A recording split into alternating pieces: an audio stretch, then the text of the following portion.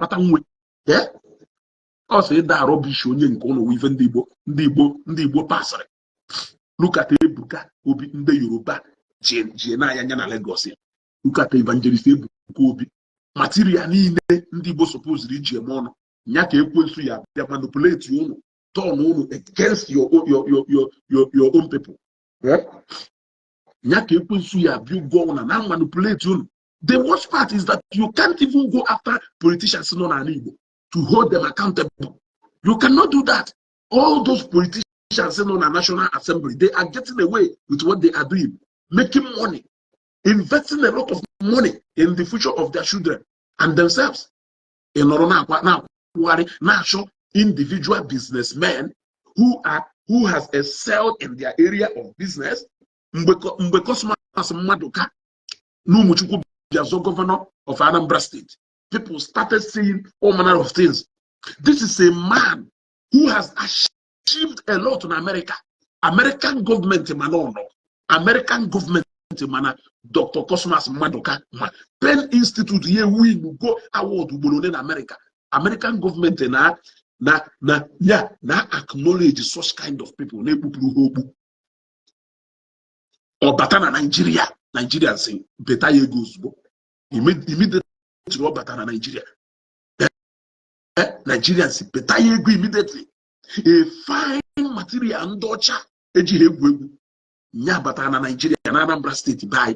Yet he has done to the people of Umuchuku more than government can ever do for them in the next 10 years. Yeah? In the next 10 years. Yes. Now, such kind of people put that the election.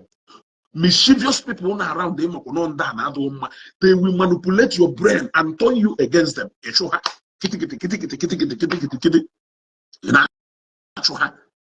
any body with them, Nyaka manipulate it on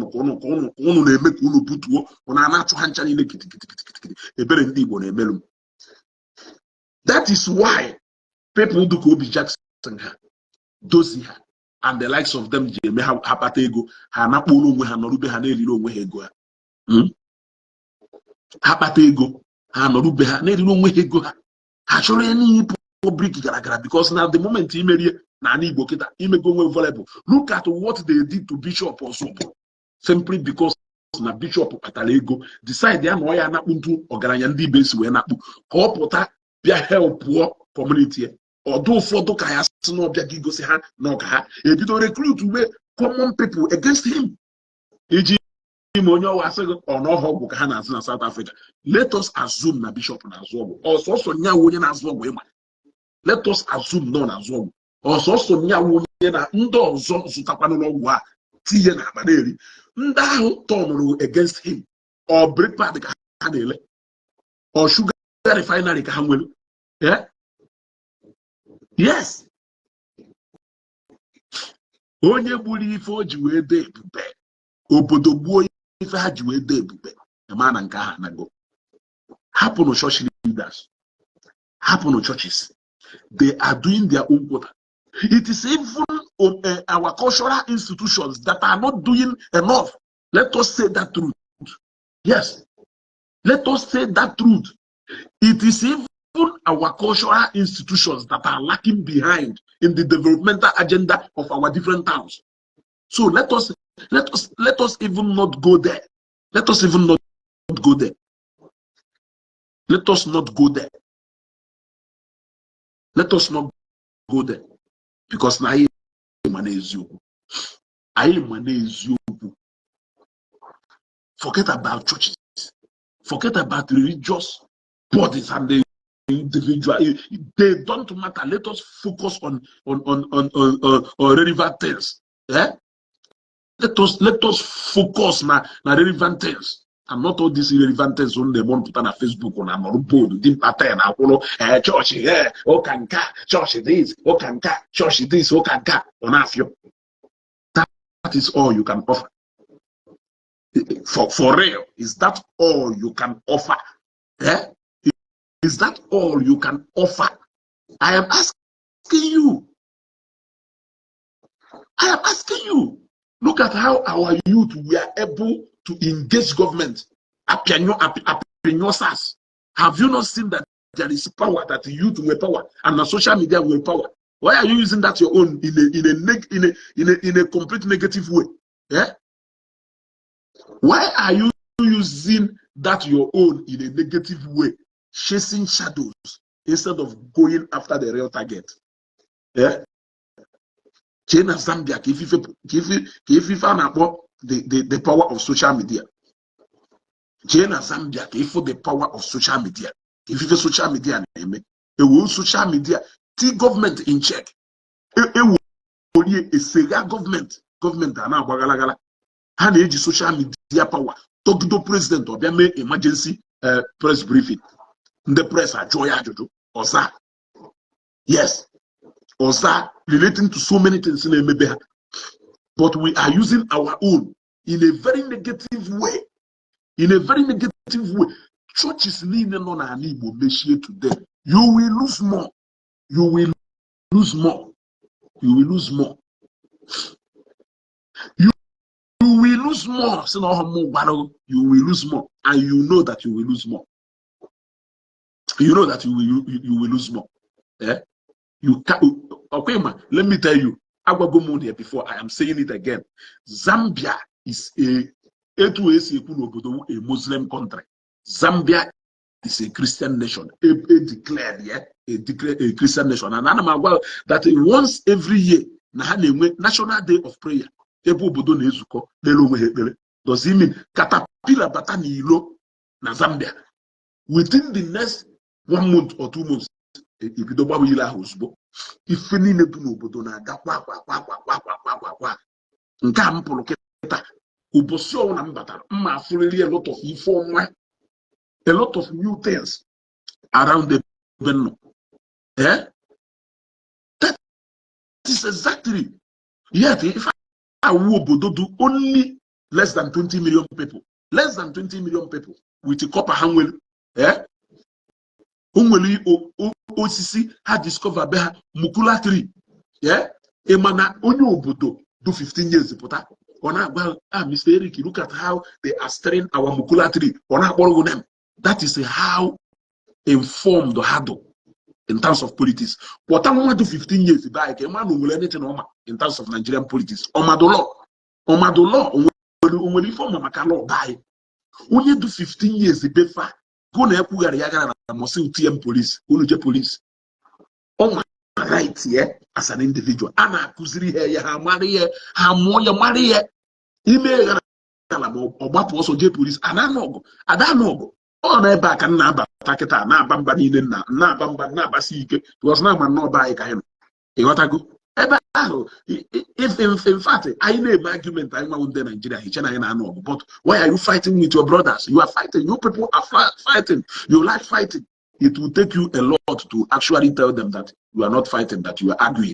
Yes, that is how orderliness is going to be. You know how to informed. Ije na newspaper stand and they go paper and they go paper and they go paper. Or shall they go come what is happening? Obosa may press briefing about it adjust to petrol prices. If one channel go na boss OTD earphone nante in if for life, if not on a life, maybe Zambian watchdog or Ministry of Petroleum, or Ministry of Sport, hand channel need to informed, hand contribute in a comment section. If man can more chango na dagidi, in a comment section, if you comment here. Yeah.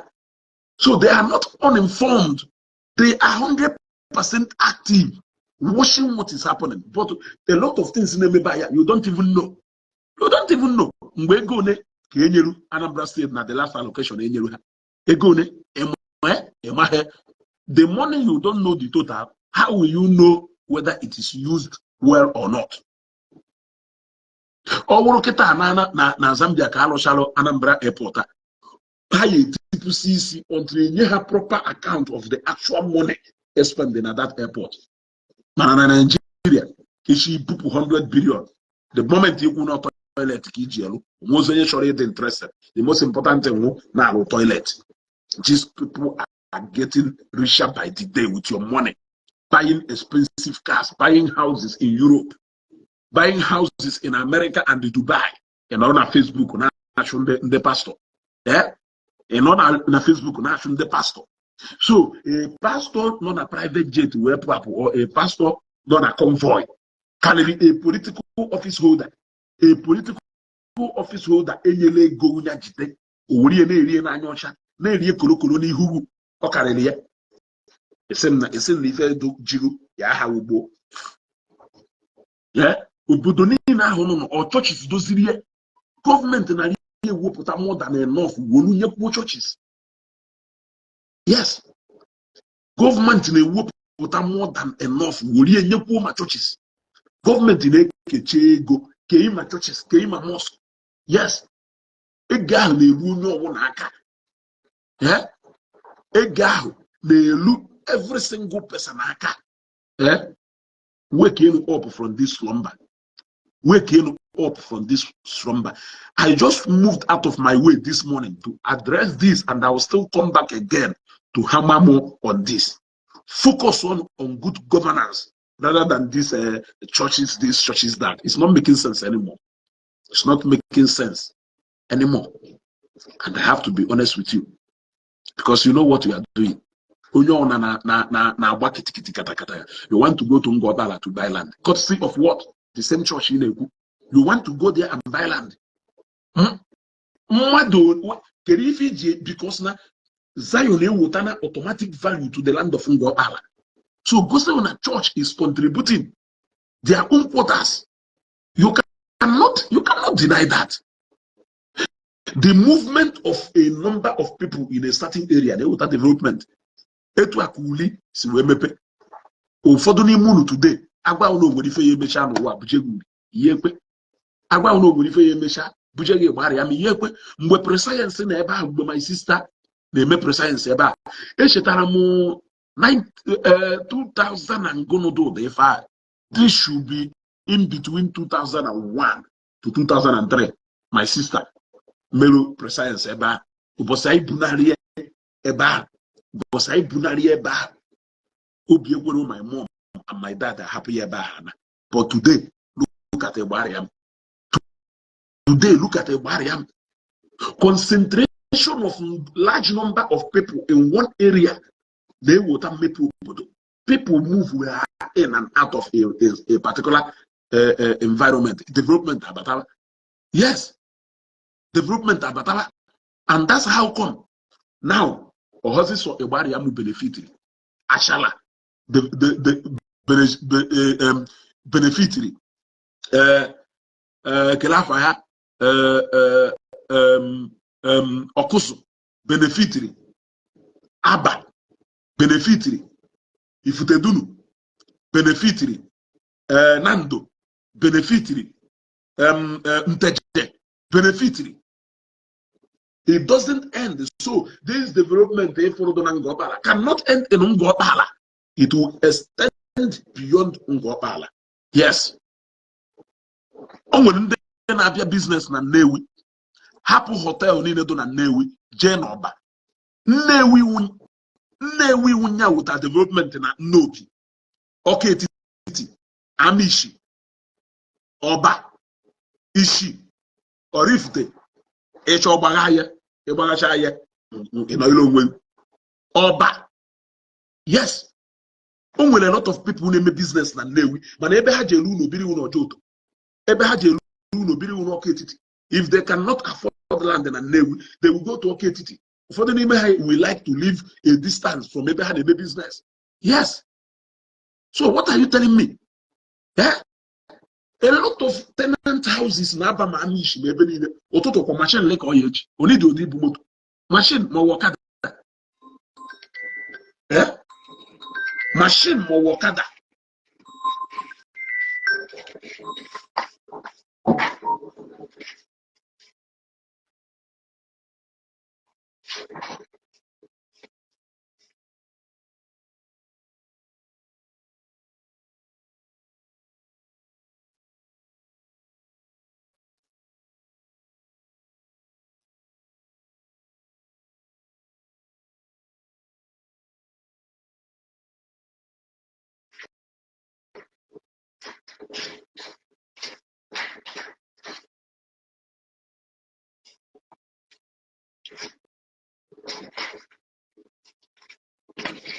You see?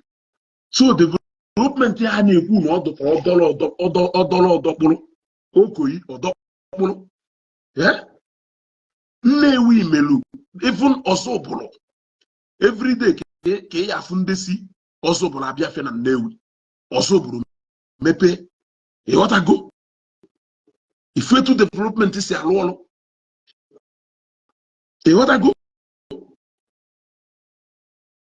Ifetu development si alụ ọrụ.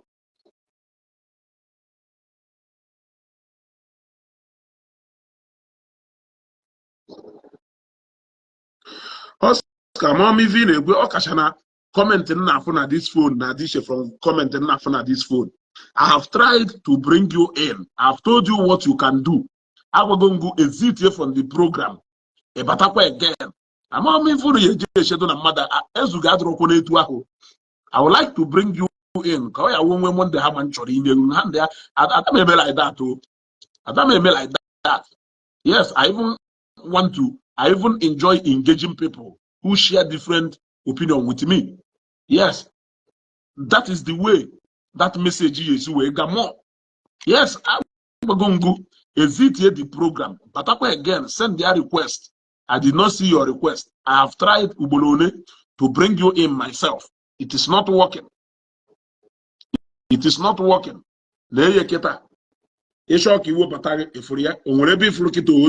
Invite you. Yeah, fear. There you hear. So, but if you exit and come in again, send their request. Then I am. Yeah. So development here, it can go beyond Ngobala. That's how come Obodonile surround Newi Jewe develop today. Yes, Jewe develop today. It is because of too much concentration of people on Newi. At a point, Newi abangozi people. Ndị mmadụ agbamiwe. Yes. Eketa ifu ndị bi n'obi ha mechie afịa ha anala onwe ha. Yes. Ha mechie afịa ha anala onwe ha. Ije na n'obi kịta je gbara ana anagbagolitelu. Ịghọtago ije Oraifite kịta. A lot of people na-emuvuzi Oraifite self. Even ụfọdụ ndị Nnewi na-emezi ha laa na ha eje Oraifite je gbara ana. Ụfọdụ ndị Nnewi na-eme ha laa na ha eje Ishi je gbara ana. Ha laa na ha eje Ojoto je gbara ana. Ha laa na ha eje Nnobi je gbara ana. N'ụlọ biri di ya. The same thing nwunye ka ụmụ ụka na-achọ ibute na Ngọkpala. Every day na-abịa na Facebook. What can church do? Church this, church that, do church this. Amụrụ na people are na-echekwa echiche. Ị nụrụ ndị ọchịchị ha na-egwu siren up and down. A na-eri ego n'anya ọcha. Ị na-eme justice for my own money. Mmụrụ nwanne ya na nkịta nye Zion. I decided to give it to them. Nke ndị government na-eri, it's your money. You have a share in that money. It's your money. Why are you so much interested in protecting my own money than actually protecting your own money? Seeking accountability for your own money. Ọmụmadụ mere anyị ife a ka ọwa gwụ na-enye anyị nsogbu. Onye ya enyelu maka zama ajụjụ a. Ọmụmadụ mere anyị destin ka agwụ na-enye anyị nsogbu. When will you talk about your governor the way Isiagu maka Ebuka Obi and Adeboye ha na ndị otu? When will you do that? When will you do that? Ebel Damina, if you feel like you are done doing the things of the spirit, can you use that power you will and speak to government? Why are you trying to talk to your fellow men of God? Why can't you talk to government? Use that power you will and speak to government. That is what is lacking. Our government seriously needs engagement from people, and we're not even engaging them. We are not engaging them. All the people in the National Assembly, they are there representing their own interest. They put a motto, they will end up using it in their fleet and giving to their friends and well-wishers. Yeah? Palliative, our government needs a proper engagement, which we are not doing. You know, shadow. Naturally, shadow way you see, man, do not catapult while our churches are problem of Nigeria. How? How? Can you tell me how? Can you tell me how? Uburone kero no na do free medical outreach for ndị mmadụ there. Run no free medical outreach ke man yafu mmadụ ko na yafu. How? Can you look at churches who contribute to poverty and will buy? Can you look at churches who contribute to high dollar rate EJM business? Inflation, recession and all those things, or churches not contribute to it. Do they have anything? Or how do in charge of e-generator work or e-distributor work? How? Or how na real? Or how na control the police? Or how in charge of security? Or how they regulate petrol prices? Or how ban or importation of foreign rice?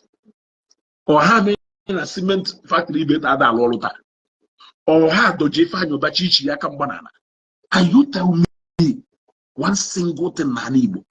Or nyamelu na insecurity do Igbo? Or how jinna and the cano? Or how jinna and the cano? Can you tell me anywhere you can squeeze in church in all these things? Or you just want to be me? You just shock and I don't fortunate unnecessary. You put on a Facebook, Igbo ya adako, Emmanuel Manation, Igbo Nation, Igbo Nation, we just the play. Ndausa organize the no ha, and then Yanga, and the Yoruba organize the no ha, Ndi so not the most unorganized people, Mafubo no what? I don't organize at all. Look at opportunity Ndi Igbo suppose Iri Ji were organized with the kind of presence I wear on Facebook now. Zion ministry, the effect of Zion ministry raise more unfortunate people on Facebook than people do fortunate. Yeah? Than people do fortunate. But I say like the fact that now so many reasonable people among us, it is still something though worthy a console matter that now more reasonable people among us. I will end this broadcast here because I will quickly go and attend to something, then we will come back again. What I go? We'll go and attend to something. Ezoku ka iya adeku. What I go? Ezoku ka iji umibu. And ezoku ka iya adakwa agwandi Igbo. Esekwa na ịmahụ na anyị na-ekwu eziokwu ihe mecha shọpụta na anyị na-ekwu eziokwu. What I go?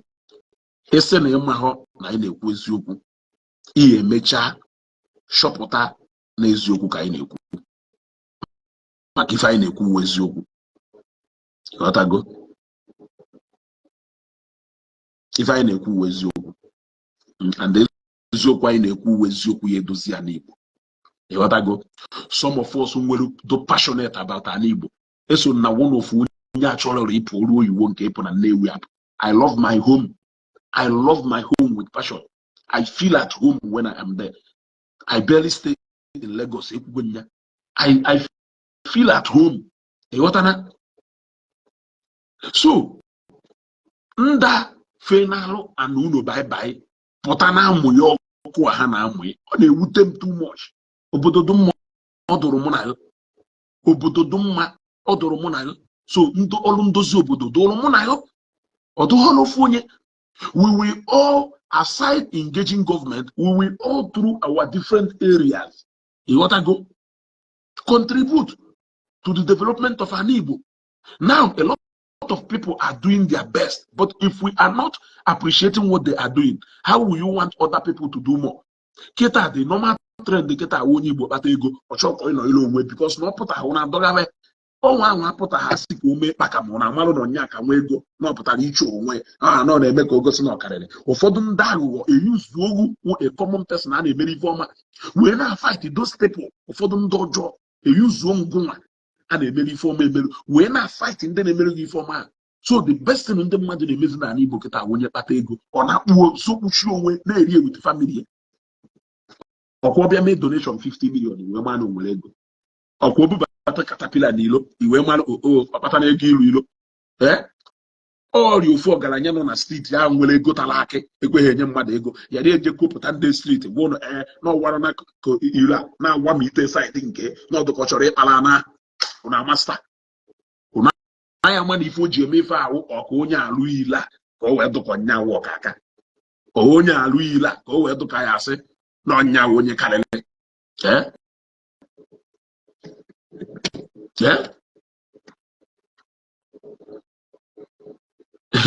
Josi Kalo hapụrụ ha nọ na ụlọ mana my brother mma niile aya wụ na-amachi ife ịghọtago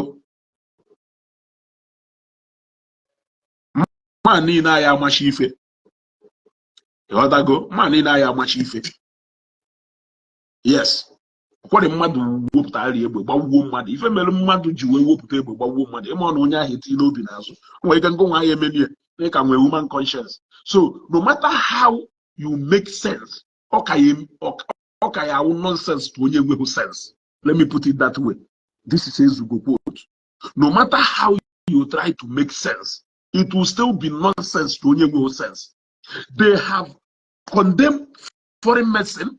They have condemned even in Ndocha Wotalai. They are still building hospital, bragging that now you state-of-the-art equipment in there, which I don't even see them doing. After commenting, my brother Keta Emeka, why can't you open a herbal hospital? Assemble house Nina Omenala Igbo. Assemble all the fine brains. Then pediatric ward. Ọwụrụ ndị ji herbs were agba ọkpụkpụ ya na ebe a ịghọtana abịa na different ifa ọwụrụ ndị ji mgbọrọgwụ na mkpa afịfịa ka unu gosizie ndị mmadụ that capacity ndị Igbo nwere ịghọtago the capable of ime competition with the foreign technology and science do invoke now mụ ofeka amụghọ mgbe ekere nke ụkwa mepeenụ herbal hospital pụtanụ ndị nwa dibịa niile mgbọrọgwụ na mkpa afịfịa niile ahụ go empower them in that hospital. Onye malaria bịa si woro mgbọrọgwụ na mkpa afịfịa gwọọ ya onye gbajiri ọkpa ịmachakwu na enwere ebe a na-eje agba ọkpa lokali ndị enweghị ego na-eje ka agba ha ọkpa mana nwanne ewu nwa accident buru ebuje orthopedic hospital orthopedic ward iburu ebuje orthopedic hospital jemebe scan jemegodo scan na maka ihe emenụ scan wee mara ụzọ ọkpụkpụ si wee gaa ibu unu na-emove forward na na-emove backward ka nsiri na ibu unu na-emove forward unu nwa na-emove backward jee unu mepe hapụnụ ife unu na brag unu condemn go everything even western education unu condemn ya afụbughị people do so backward ka unu but my happiness that is not even what most of you will wish their children. You will always wish your children best. But ndo fake amaro mgbe ekere nkwu kwa ha ndị decide golu na ha ya balo community uru na ha ya balo family uru na ha ya balo ikwu na ibe uru on da ahụ na-achọ every opportunity ha ya ejide aka wee kpaba aghala on ndo ya da confuse because obodo na-agbaghara aghala a na-adụghị mma uru ndị nze on ndị nze ahụ nọ n'ime ụlọ ndị chọrọ iteki advantage of unrest on na cost we perfect ife ọjọọ mana ana Igbo ya abụghị ike ana Igbo ya abụghị ike jeenu mepe herbal hospital achọrọ m ka unu mepe that hospital wee gosi ndị be anyị example of even the ancestors I were able to do. I want you people to do that. Yes, unu si na-enwelu local way of ịgwọ ma ịbụ ọcha n'anya ife busi common malaria fever busichanụ ndị be anyị kwachiọkọ busichanụ ndị be anyị due to a lot of nonsense food a na-ericha mgbe agụ polio busichanụ ndị mmadụ n'Africa hia ọ na-egbu ndị be anyị ụfọdụ asị na mmadụ wụọ ọgbanje when last ka ọgbanje nwụrụ na ụmụnna ya ama ife osekose ndị mmadụ ya amụ nwa 89 na nwụsịa ke last ọgbanje nwụrụ na ụmụnna ya ka nna ajụ ana m ajụ ke last ọgbanje nwụrụ na ụmụnna ya zakwanụ nka mmanụ Kela so banje asị na ọmụrụ ụmụ time 8 nwụsịcha n'ofu uwe ife ọzọ tara na ọmụrụ ụmụ nke a na ọmụta akwụkwọ nwa na ụmụ ya niile nwụsịchara aka mmakwa ife mmadụ mgbe ya wee ji ime common appendix achịrị obi n'aka bee ekpere kịta ime surgery na-atụzi ndị mmadụ ka ya sị unless no helpless situation no case tugoro helpless echetara m mgbe ya awụ mgbe Chineke mee ebere ka anyị mụọ nwa dụka ụmụ nwaanyị ndị Hibru echetara m mgbe ekpere ha na-awụ ekpere a na-aba n'isi nwata nwaanyị baba tiyeta ije m nwa achịrị obi n'aka those days but now everything is so sophisticated that now you can even decide ka nwunye gị gara ipush nwa owocs mụọ nwa. Yes, it is your decision. It is your decision. Science and technology abawanya go back. It can will outdated brain the ancestors will not compete with what is happening here. Okay, can you invest more now on the knowledge of that your ancestors? Yes. Can you invest more now on that knowledge? Bring back that your ancestral brain back now. I want you to bring back that your ancestral brain now. Invest now in your ancestral brain now. Open a herbal hospital. Yes. Open a herbal hospital. Bring material for them to process that herbal medicine. Now that hospital only mepe. Nke we mepe ekiti je chikọta ọgwụ ndị ọcha je bute machine ndị ọcha were ndị mmadụ je kpọta doctors gụrụ akwụkwọ with the Western education because they believe in all now the best. Kpọta ndị mma ka esi enene mmadụ ahụ. That is what we want. Call them. Kpọta ha waja batana manna ọkụgo ugbo bata na manna ọkụgo ugbo anọ na nlọ wee dị 2 by 2 na-achụ na-eti omenala hospital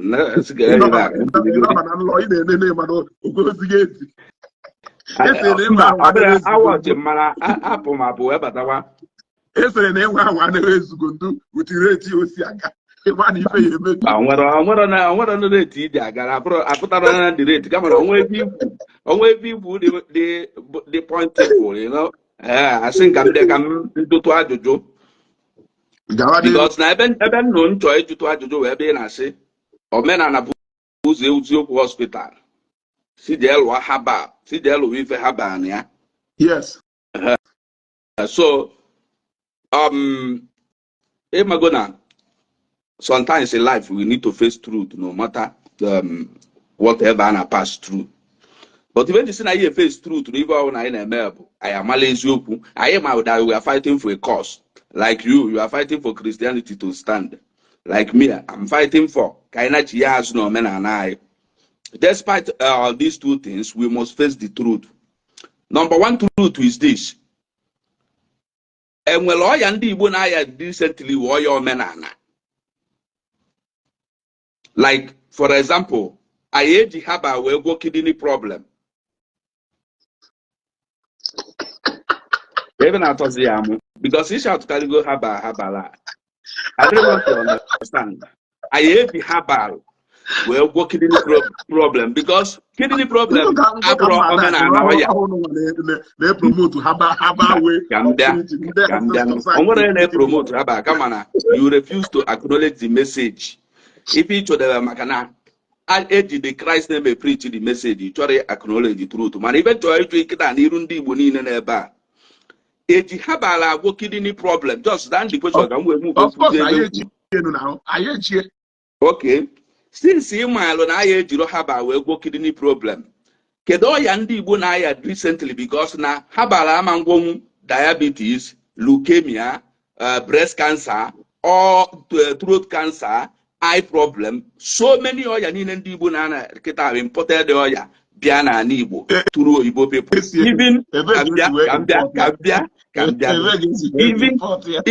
Even gonorrhea, even syphilis, all these infections ni na ata usu umwanya ai ma kedin ka na akwa na adi na afọ umwanya. Keba chetala mafia fibroid. Ma fibroid. Ife di na oya ndi ocha bu ebe I thank God on this, sitting in no. Now, and my just see freely. Mba, ikwupụrụ ya ekwupụ kịta ikwuru maka kwacha ọkọ ozugbo ozi ihe ekwupụ maka kwacha ọkụ ka ikwuru ya nụ na ife niile a na-asị na ọgbanje ị na-ajụsị mgbolo one ka ọgbanje nwekwazi ibe mmadụ adịghị hapi na ndị a mgbolo one bikọs ana m agwa ndị mmadụ na enwere ibe ọgbanje n'ala Igbo na ọ nwere onye ọgbanje na-egbu na ife niile abụọ ya ka ọ bụ so gbazie anyị kedu ọya ndị Igbo na-aya kịta rịkwa ya na anyị rụọ omenala hospital ka anyị jee were habal wee triti gị onye a kedu ọya bụ ife a chere mmiri ugo nwanne nke ya na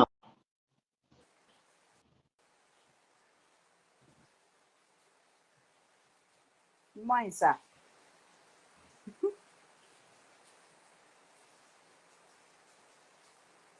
Hello.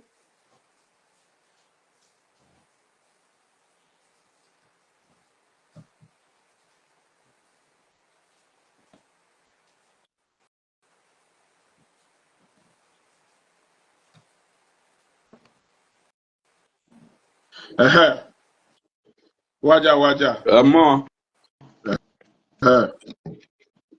so esere m kelu ọrịa ajụjụ ya alakikwo ka nsa ahịa ihe asa n'ọnụ saa ajụjụ n'onye ka ji jụọ anyị nụ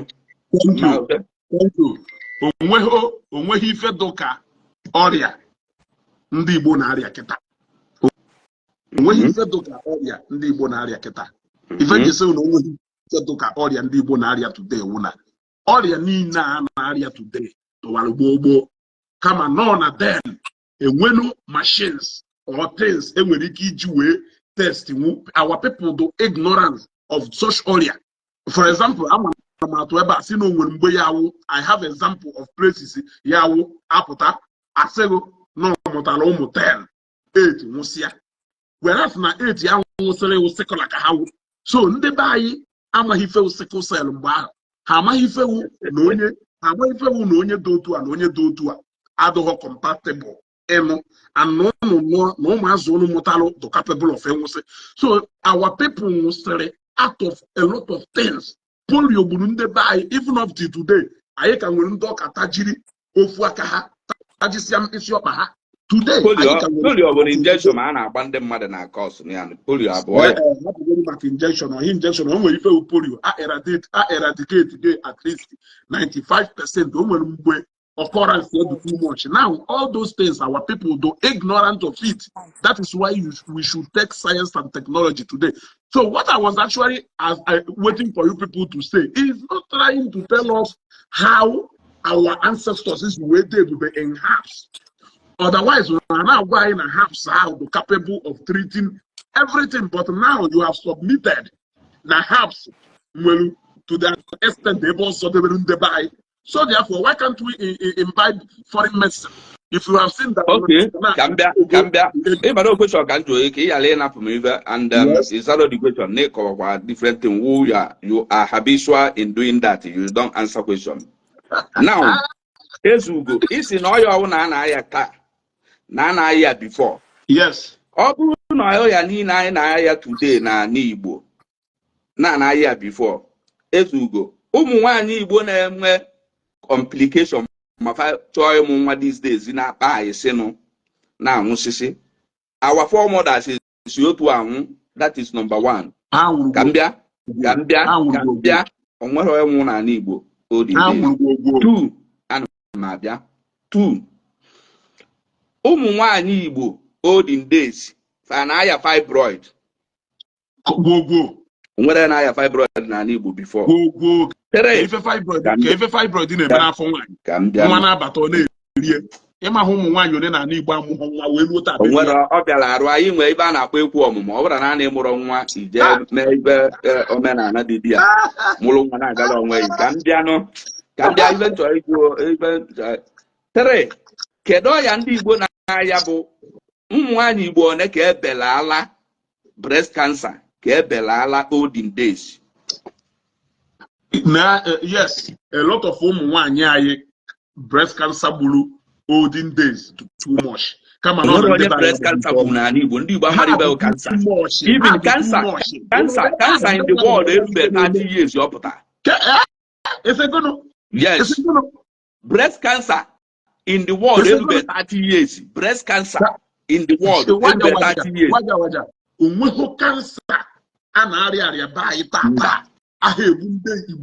From time immemorial.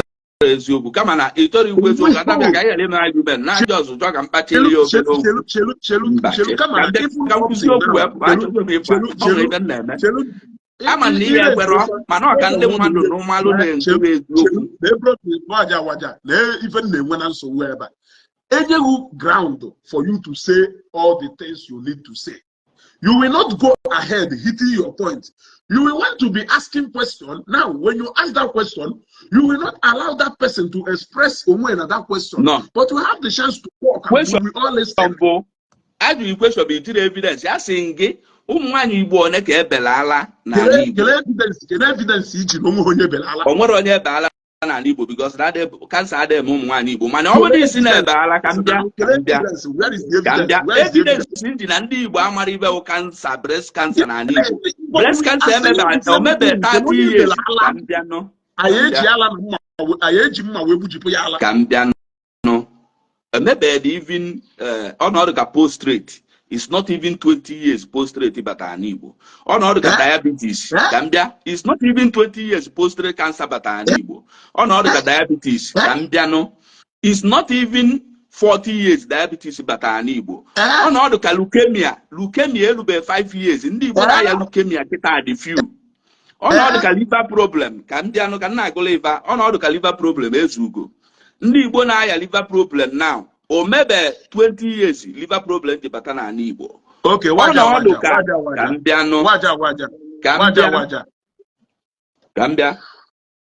So now, when I sit here comfortably on social media, when I na, you need to know that na most of oya ndị Igbo na aya kitabu, oya si foreign oya ka ọ bụ.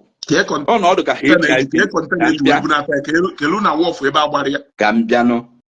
Gambia. Ọnọdụ ka HIV, ọnọdụ ka nke ikpeazụ a fa wepụta. All those things are important sickness. A lot of people now travel out. Through invention. But I'm happy to say most things I know not cause like many things. Which na cause ndị ọcha also na abroso I want. If our ancestors now, ọ bụrụ na haba all this oya sidich na Igbo today. Na fe nwere haba cure. Are you expecting omenala bụ ụzọ eziokwu ka vaje welo gini wee gwọ ya na ịchọzi ka ewelo foreign medicine wee gwọ foreign oya na Igbo? Anyị amaghị maka na anyị na fight ka Christianity stand ya ma ka omenala stand ya fụsi eziokwu rapia. Okay, waja. Let me make a point. Okay. Let me make a point.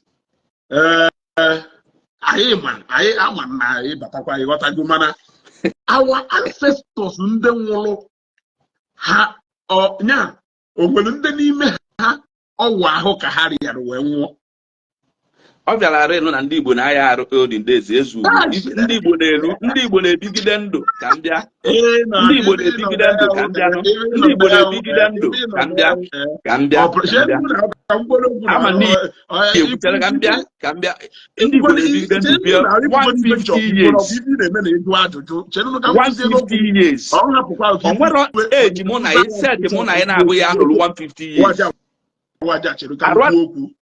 Ndị nna nna anyị ba nna mụtalụ nna agụ aha one ka ọ dị wee nwụ 100 and something years. Nna my father ya gị batara ana na my gate ị na-abịa my house ifu imi ya mana imi eti ikego ya na ife ọ dị wee nwụ 100 and something years. Ebe to today onwe ndị ka dị 120 years when they but a lot of our fathers ya gwayo no to 5 years mgbe nna ya nwụrụ. Ụfọdụ ya gwa ha okwu sego na-ekwe n'aka mgbe nna ya nwụrụ. Ụfọdụ ya gwa ha okwu sego na o ji ha anya wee fụ nna ya data na ọtara afụfa ndị Jews agbayo ife niile na-eme kịta na-eme then. But But what time I can know the va. Yes, na this one nkuru wase. A lot of our parents here go if melu na heje akwụkwọ is because na nna ha nwụrụ n'oge. It is very clear.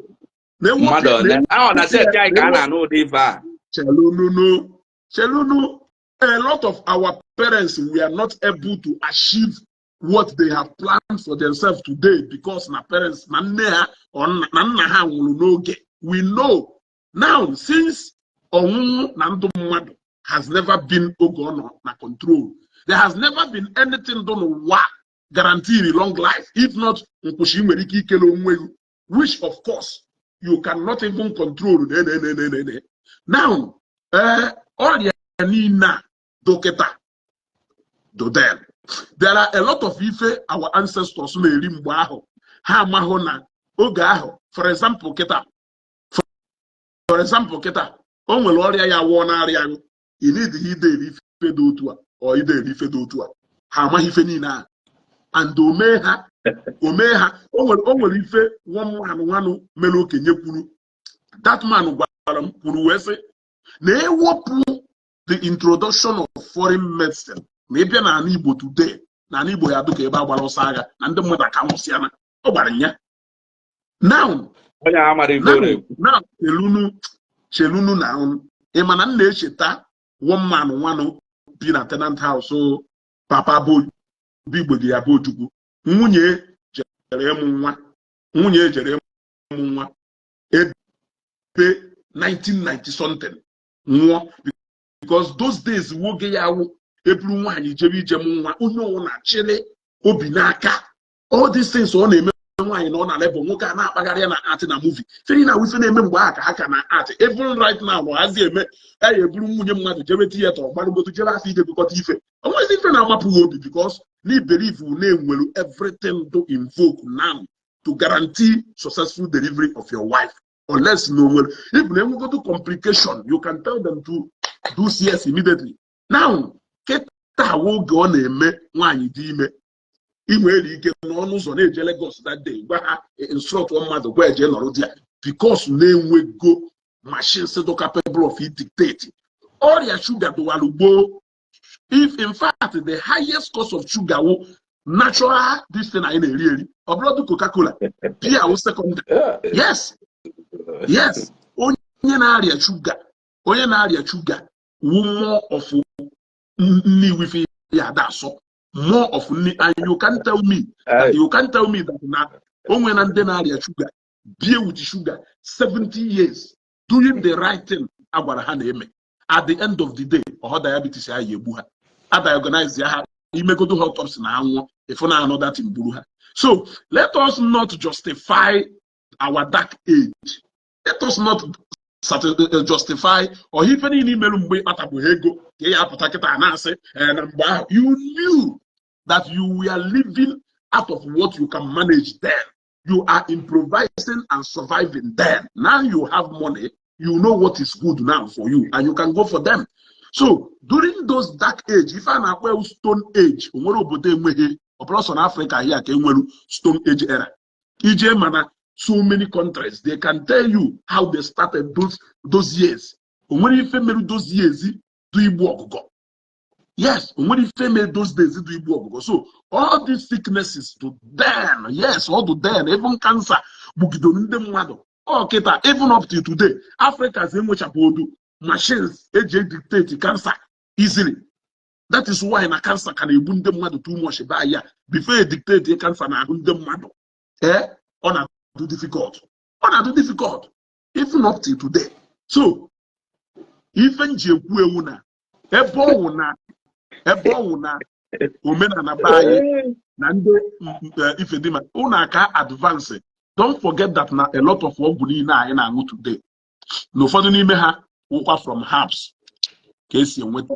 Now, why can't our people advance more on that herbs? For example, liver problem, Ejike, you are welcome. Why can't our people inject our people crack their brain based on that ancestral knowledge? ha sure house enwere ike iji adawu ọgwụ liver ọgwụ n'ime mbụ Ezugo, I just have 3 minutes to catch my train. I won't hear pulling away better. Good morning. I got less. I can see you. Good morning, my people. Anyway, I made a post that even if we get a sugar and cause diabetes or whatever, then women only have about risk factors like alcohol and so forth and so on. Yes. Then post now some of our people that love us so much, why they are building alcoholic company rather than building this thing. As in as much as they are building alcohol, they should be building hospital for potential kidney problem.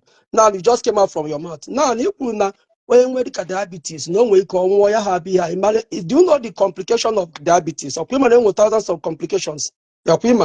Yes. Then if neuropathy, nephropathy, retinopathy, all there are thousands in numbers, which once you have diabetes, open it follow you or former, you're going to end up in grave. It's inevitable. Even my wound and those other things. Now I'm realizing today, thousands of people in our society are dying because of kidney related problem. Because one of the leading cause of kidney problem is diabetes. They use more of Igbo. Okay, can't problem. Then Omenala hospital. I don't know much about that hospital anyway, but it's a room wasn't built in a day. A room, we just go and make research how even so many things the hospital started in Nigeria and abroad. It must start from one, it must start from 2 rooms. In due time, in working when machine Obala. Tomorrow you can bring gather money and bring CT scan, you can bring MR scan. So it's the gradual process. It's not something you can start at once. So now, in within a space of 4 years or 3 years, Mathias made this campaign. At least he was able to raise the doors of hospital, which can benefit the poor masses. I'm talking of the poor, not the rich. Then the churches, most of the churches have been operating for years. They have absolutely nothing to offer. And when any church, but apart from missionary church, like from Anglican or Catholic, that will have a hospital where you can go and treat yourself freely almost, or just at an affordable price. Tell me, I'm going to send about 10 people that are sick. Let them go to, if you know any Pentecostal business church that have I want you to send 10 people to Seraphic Hospital who don't have money. Seraphic, you don't care because you don't need to argue. It's a mobile hospital. You can send 10 people. So don't argue about it. Just send those 10 people. You can now come back. Now believing. Yes. Okay, that is good. Okay, so go say that if I have people that are sick, I can send them to Seraphic Hospital. They are going to give them normal medical probably be a typhoid and malaria. Ejike, don't go and start talking about what you don't know. No, I said send people that have been there. It's good. Even hospital are free of charge or affordable price. Why are you asking me? Okay, I'm going to do that.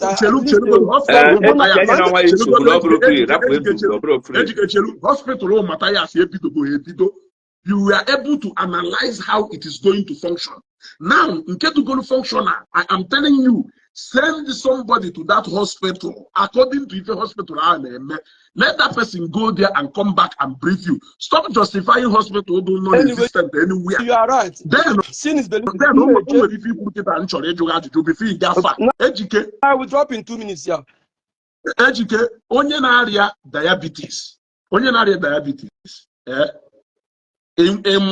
Emma diet control as one of the effective ways to control sugar fast.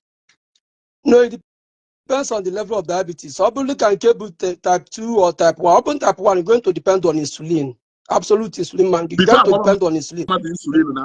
Onye nwe diabetes before agbawe insulin, mana case no. It will depend. It will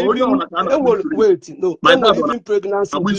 Wait, it will even diabetes and pregnant induced diabetes all the time, all the different. But 2 major ones. So will down and now one. Now can I have problem in Africa? I manage a lot of diabetes patients. The point is good. Okay. Come save your time.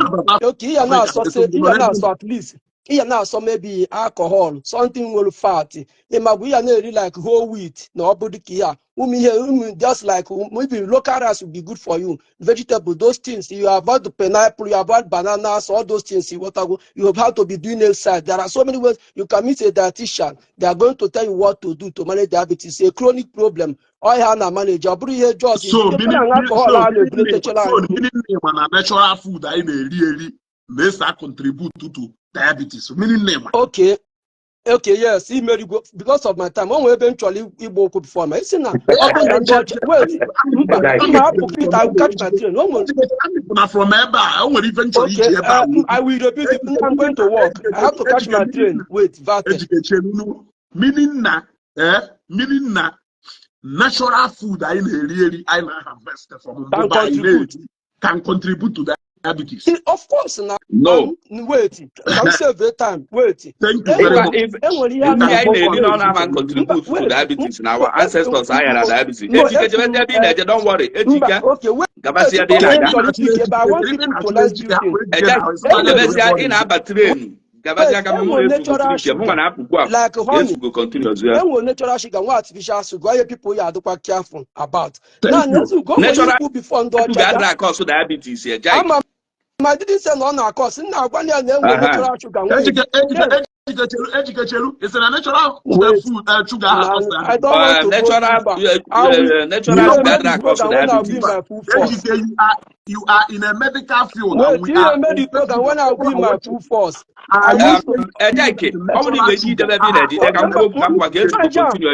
almost something. Now, you see, now before science or whatever, wait.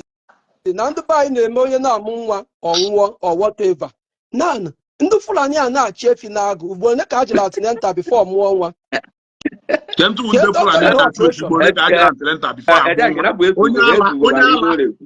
Onyala nọ na Igbo bayi ụfọdụ ndị enwere ego dupo nọ na dia locality na Abakaliki quarters na anọ n'ime Abakaliki quarters a mụọ nwa Enugu na nwaanyị mụrụ nwa n'ugwu we are your guests before ndị ọcha bịa. How many of our women na-enwe issue of this barrenness? Some of us.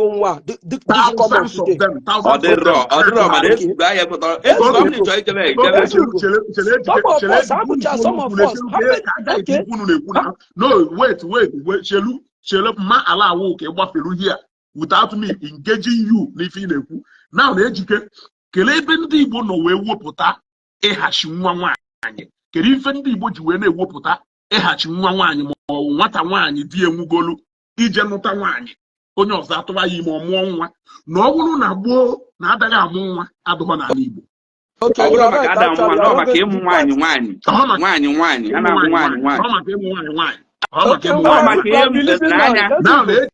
ejikekajụkwa ya ọzọ gboo ọ na ịnụbụghị maka famili ya sịrị na ọ nụrụ nwaanyị mana na ha amụghị nwa. Na ọ nụrụ nwaanyị mana na ọ mụghị nwa ịnụbụghị. Such thing the man or like now.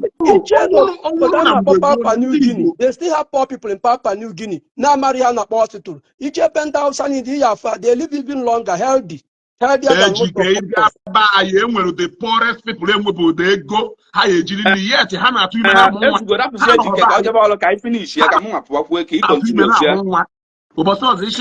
but I'm sure you hear Jolo. Monday, how my heart, the market at so, the one they can balance you off, Markham, just 3 minutes to go also. Okay, so go.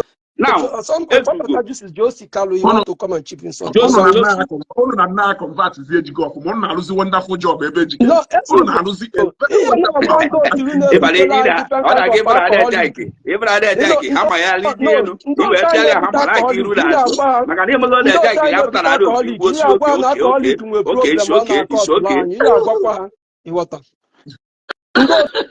Thank you very much.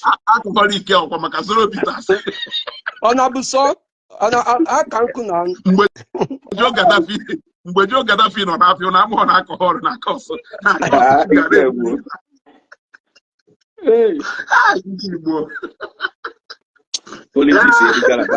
So Munga ya tinye to small thing ka we nweke move maka ama na ida aza question eju question bụ mmiri agbasa na okwute maka na ịma na ịza question igbe onwe egbe n'ọba. Now, which is not possible. Like if I dey discuss before ejike bata coming to diabetes, ezugo we need to admit truth like I said at the beginning. Natural sugar drug cause diabetes. Our ancestors had diabetes. One.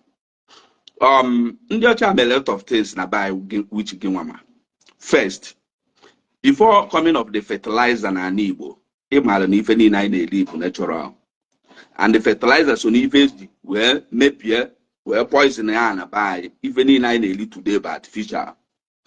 Epupia from fertilizer, bujie most of our people na azu point and kill unu na ata now. Ọkụkọ Greek, all those things. You know, even ndị ọcha wetacha na buy all these things enwere ife ọ na-enye na because na artificial.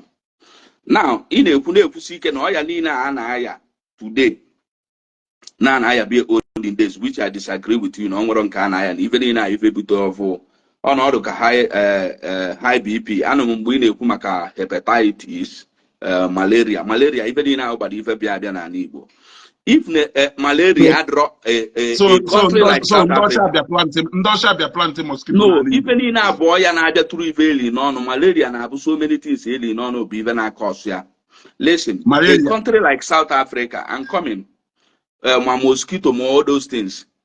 A country like South Africa and I buy na malaria and a sickle cell had run a befa. Kega yes putana na malaria de na Igbo. Onwe riba na po malaria na Igbo olden days. Ife di na bata na buy after Biafran war.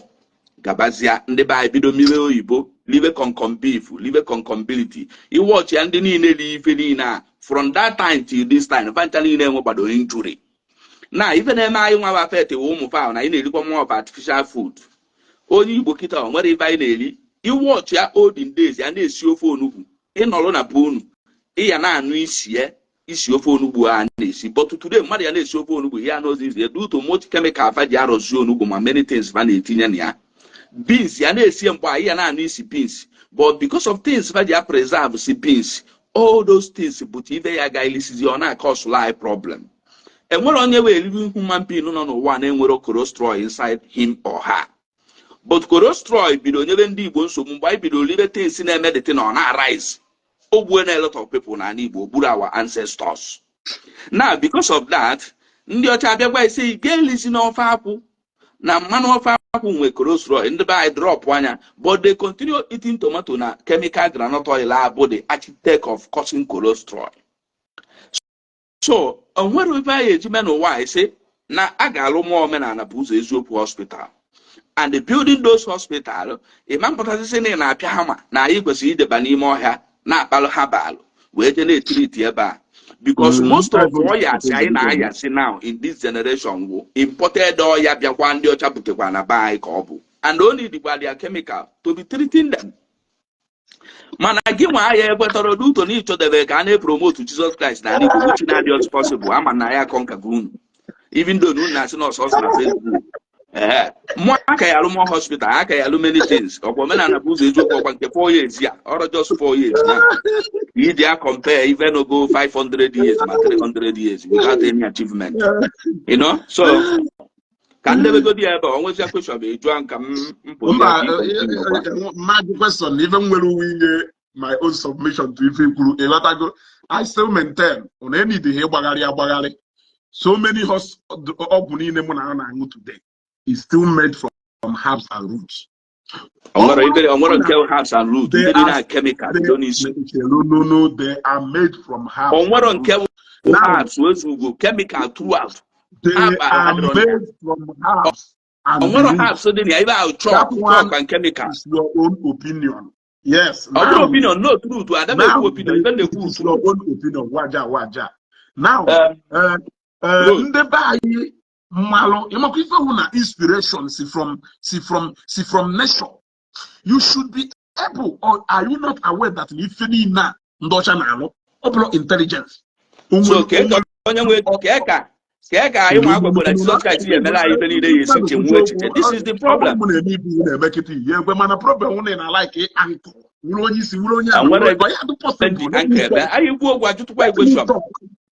Let me talk. Now, the same way our ancestors were with that intelligence, intelligence in Dosha, they improve over the time, or the level of technology. Dosha whooped down. Last 50 years, we fed the last 30 years. They improve, they improvise according to time and season. So, open intelligence, our ancestors so happy won't get static. That now all the last 40 years, the last 40 years, or they improve to meet. For example, Keta, when they buy in a subsistence farming, or the capable of sustaining a family. Open intelligence in the buying will add enough to meet up now that subsistence farming is no more sustainable. For example, last 15 years by a lot of mbubodo been the today, a single mbubodo na benam to empty nke konni nke asugola asu ebe a na-agba bọọlụ onye nweye na-achụsie gị ike somewhere ka ọ bịara ụlọ ya bi na ifuna subsistence farming is no more sustainable now. In other words, any is the mechanized farming. Open intelligence, our ancestors had enough, he improvised something to meet the system here where everybody is now planting to sell. Nobody is planting now to eat. Everybody want to do something. In fact, into productive thing just to feed him or her family. Everybody want to do enough to be able to earn money, to buy other things only. Now, are you telling me that intelligence of our ancestors do so static that they cannot improve over time according to time and season? Is that what you are telling me? Okay. Okay. Lastly, before Zanya, obviously,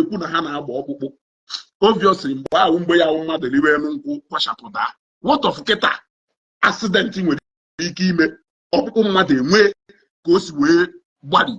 You need a JT and a scanning machine. Kamaru position a way body. Are you telling me that the introduction of motor vehicle to bad or that our ancestors cannot improve over time? Marona system of transportation can you make improve? Okay. So okay, improve one. They have to expand their knowledge and intelligence. Maloka something how we can manufacture, when we can meet the test, when we can stand the test of that time. Over to you, sir. Okay. If a man open, you must accept one something. One something I accept now we fail when over our ancestors. Now, it can make our ancestors if ever mepota. No. I upgrade with those things if I'm a which I never even in our way stagnant, like you are saying. Now, if you make a boba, I can assure you no well a woman on our boba, naba, and a pork oba. Oceania bona trailer oba, a webuten and cock oba, you are not going to any scam or whatever. Okoba will like a beer in oba. Nether your puya body, check out your pupuna, chick on puina one place. Well, have a treat any na give you or treat him madayon narrow. Manoko ba because now we were on editing. Like you are saying, everybody want to do different things to get money to buy what you want to. And when she show you to an eye, come leave our ancestors who they lie, Kaibido were upgrade even the thing. And we're wrong, I wear up even in our ancestors so invented those things if I produce, even in our they stagnant, like you said. We now start using even the Ocha water. Now, Ndi Ocha kita, or Fama Ndi Ocha Abiana Nigeria, where they colonize Yai, or Burofama, Ndi Abia colonize Yai and Musigo, Mana things if I invent, things if I produce, upgrade the gear to different level. Mana you our ancestors. Okay, on this point, can Joe Vajo? Ancestors, Facebook yes. or there? Facebook. No, Facebook got wrong. But they're doing everything. On your inventory, Facebook. In Meriki, like he predict like how old or oh, we kid ever for something years or that something years. Na ye mutari na for onwelu app o invented nyanga we bonya omore from nne we invent ya ko invented ya na-ekwuru nna m ibi ya na-ekwu nna that guy ya invent Facebook onwere app onwere Facebook nna ya no ka nna aso nna ya sịrị ngo nna ya gbara nu nke onwe ma no so nya nwa thank you. chebe echiche we You mee can nya now agree with me that to some extent knowledge to an extent knowledge to an extent knowledge I have if only you got to go the truth now. No, it is that we need to admit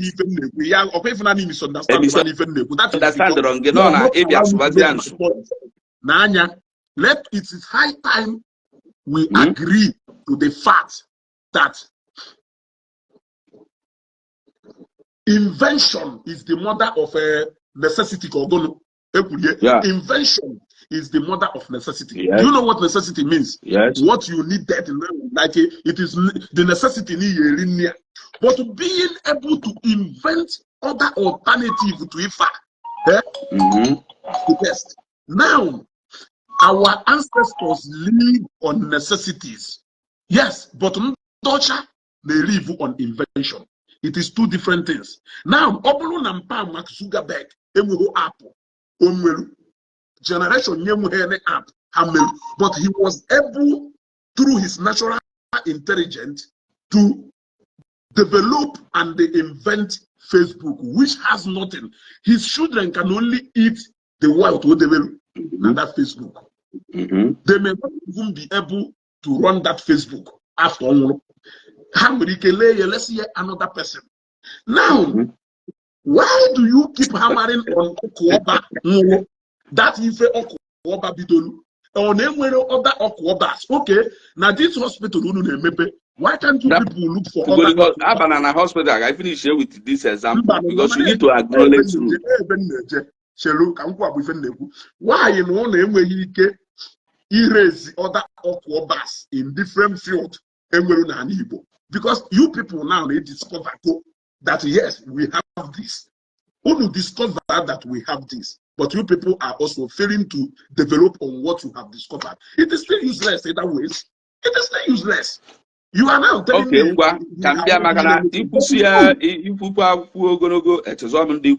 The beautiful point you make here, open a papa's Mark Zuckerberg bread, Enwero app, or invent social Facebook, Mande Google, Mande Venina, Mana Omufa, we are able to do something like that. Ezugo.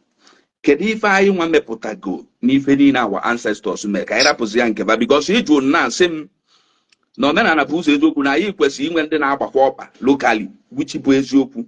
Now, Kesi generally ki ya na-ekwuzi e man advert ya na ebe na chọrọ ka stand ya ka imezi generally kambia no mando ka o mando omenala o kedizi by mepụta because now our ancestors when we favor menwu I rap those things like you said na the thing the stagnant I dey use nke ndị ọcha now kedu ndị a ga-blame our ancestors ka anyị nwa okay can say waja we have long times 100 improved from where our ancestors left. Let me give you an instance. You in particular has always argued the fact that an innocent other manufactured vehicle. Forget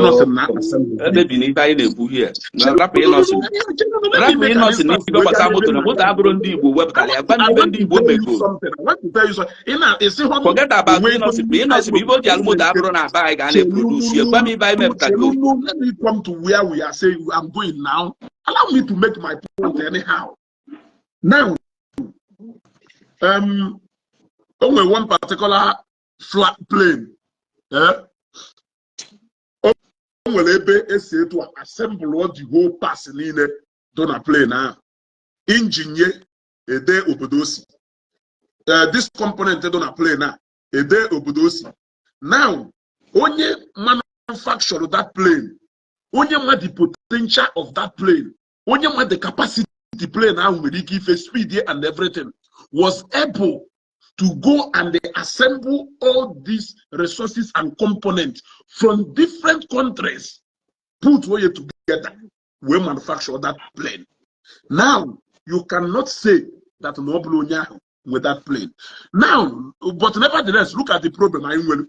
We still think that we can still stay dependency from the way we used to live when we be in a remote village, forgetting that it is no more about our remote village, that the world has graduated and grown into a global village where no country, no single country can ever survive with what they have in their place. You must go and bring this, you must go and bring this, you must go and bring this and put it together. So based on this, how can you be able to tell me that seahorse lubrication oil is not being made by Ebuko here at local government?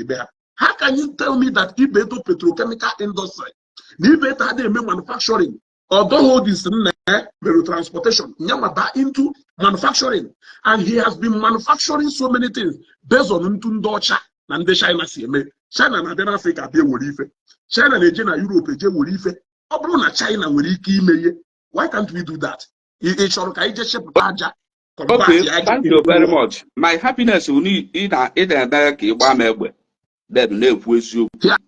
now, every must go Luna, the country, all over the country, they are upgrading gradually as we go. I have a problem now. Ya upgrade if our ancestors who they there. Our ancestors who put the problem. We are not a problem. I have a problem because now, okay, problem. Our ancestors on your child on Facebook. But I have just answered you. Even the way you use because this is my problem. Even the way you use Matsugabet, we maragato. Can we with people like Ebuko, Johe pharmaceutical? That they don't decide chemical. Even in a chemical. Is a now, if is in our oil, Gambia, if it is in our oil, in waking one the content of oil on our even in our imported. Why if I our ancestors on what is even to speak? I had ralo, money.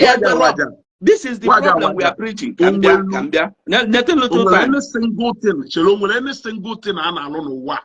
Massive, chemical, opera national component, can water. Manufacture put together. Only if you don't know and not that this earth surface gets here water. Yeah, if you know what is with your chemicals, all those things. Oh no, what is here with ya? When improvement. My problem, my question, you agreed in order obodo na upgrade if you need a family. Then you are trying to blame our ancestors. Our ancestors can exist now. Exist upgrade if our family. Look at UK, look at America. I'm coming. I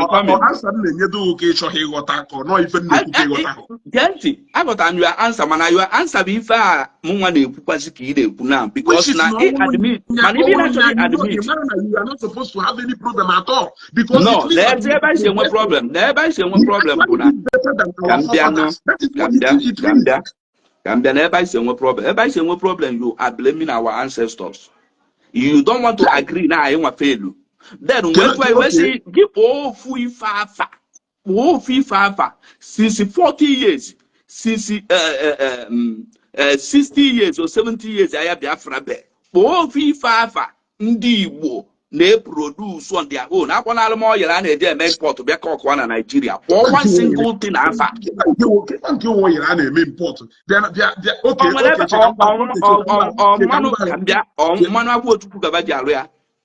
Call money Igbo, call granite oil. Granite oil, our manual, if I will manual and the manual punkete. Or Yamamoto.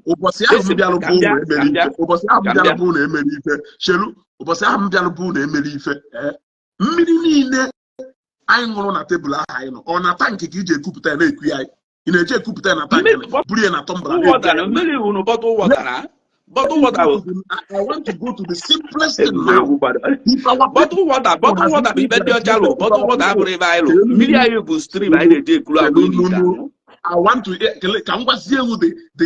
the easiest thing they would go from nature, package it into different things. Refine you cannot even drink from the tap, but you can drink bottled water and you can drink pure water. Bottled water, let me be honest with you.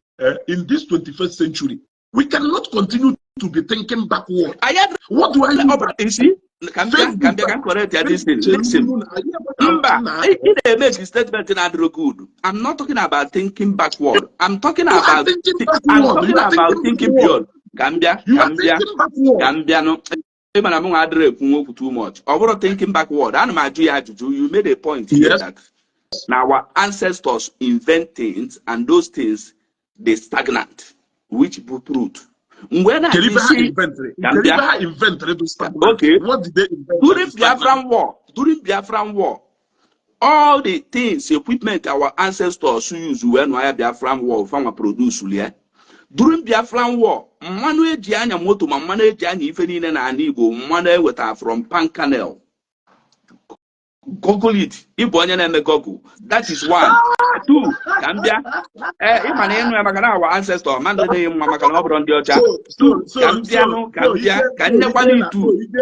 so Waja. So you know na Ojuku Bonka do Nenugu. If any now do na Ojuku Bonka. Wo na ni Bokalo. Duanese ma pom kwabalo ndi ocha Duanese na otuku onye punu mana onye ife ya make him agree. Enwere ife ya make him agree because you don't want to agree. No, our generation fail. You always want our ancestors. Listen, our ancestors are in our channel na their side. During their own time, they were able to produce every damn thing fan they use. In this generation, our ancestors were able to produce even by Japan, including pad the use. Jena, Jakabana, Quantifia, Isiagu now not the Jen Catalan in Fia, or our former that's they use as pad. Or the Nima, infection. Infection matter any of them. Infection support the area you said. Cambia, the area you said that no one aganiru. Now our ancestors ganiru. We are making life out as if our ancestors are still living. Now, if our ancestors were able to structure that thing to give their wives as a pad, if they used during their menstruation.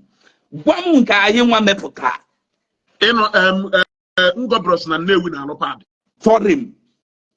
What do you mean by foreign? From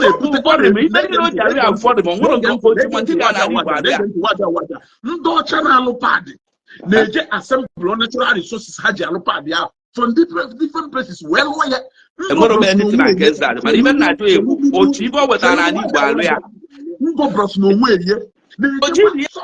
natural resources. Well, what the same part? It's foreign.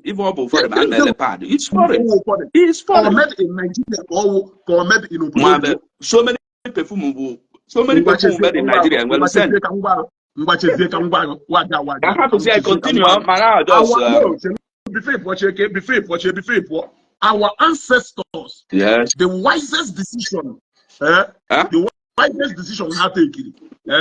The wisest decision had taken is what we are enjoying today. Ask me that wisest decision. They accepted the fact that what they have been doing is not sustainable and it cannot sustain them beyond their bounds. All those things were imposed on them. The wisest decision our ancestors to take accepting the fact that whatever we are doing now cannot take us beyond this place we are now. And they did what? The decision had taken was the decision Mama Efanyo Batekri na Newi. She knew that now this boy will brain. If I continue to live with this boy here, this boy may not maximize his full potentials.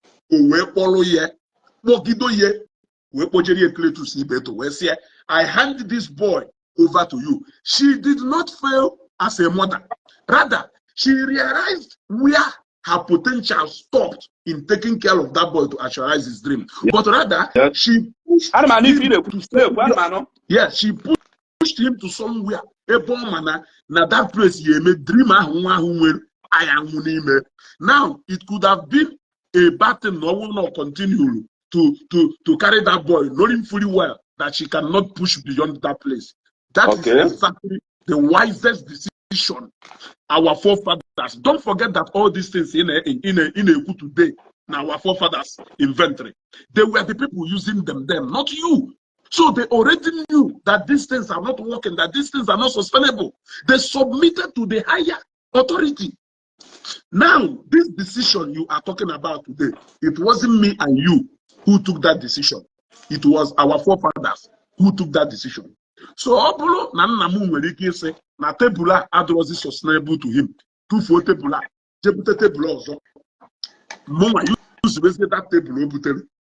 Why will I still be saying that my dad is wise for buying the first table? Jebute another one. Okay, now, okay, going to that fact now.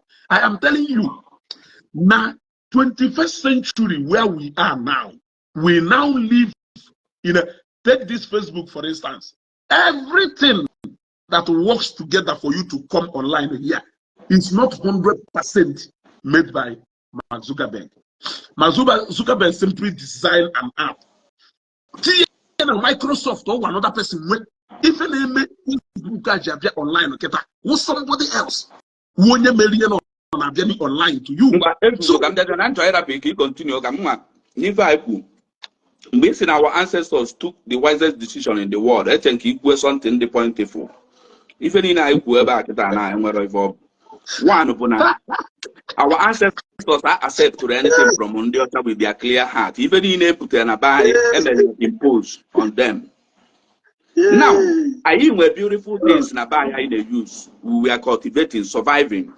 After the Abraham War, they buy a lot of people in our land. After buying those people, we still survive.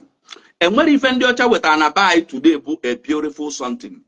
I never broke before. The problem I am with the Mona in Apun way in actually admit people now. I am a generation mine, a generation nine fail because of Guinea. Na fa nega alu ifeni na bifenna ifeni na bifenna fanwe anya jemebe nke ndị ọcha, and the ndị ọcha is trying every possible means to make sure if ọbụna bụ nke fa standing na buy before fertilizer bịa na buy anyị nwe manure anyị ji cultivate today anyị emego that our manure abandon jee na fertilizer nsogbu enwere ife dị one fertilizer or chemical. You don't want to value your own.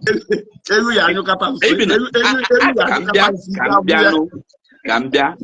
I can net even eat a bleaching clean, Kid Michael Jackson. Yes, because not the next thing to now you get now. I put on your able to one thing here, Mabu. Open and your chance of improvement in Africa here. On a fact of Africa to develop, we need to be free from colonization. We need to be free from amalgamation. We need to be free from world power. We need to have right in the world as Africans. We need to have a currency that will be helping us to purchase goods from America, Europe, and other places. Or but on way if I try my depend on a good diocha. Are you free liberty when it comes to having currency or this one or this or the other one? Now, all these currency will be acceptable in the world. For example, you get America finally in Ireland here, you got UK finally in Ireland here, you got Europe finally in Ireland here. Man, open I am spending way go a currency in a befa. How are we going to grow? They are using politics. They are using diplomacy. They create life poverty every day. Na buy. They produce things. They use. Dollar makes those things costly every blessed day. But we see that on social media. They blame our ancestors. Now during the Biafran war, I didn't Ghana or Biafra. after this program, go that money, came on and that money I can Biafran pounds in the UK, or dollar, or euro. Why can't they accept that money in the world market? Give us freedom.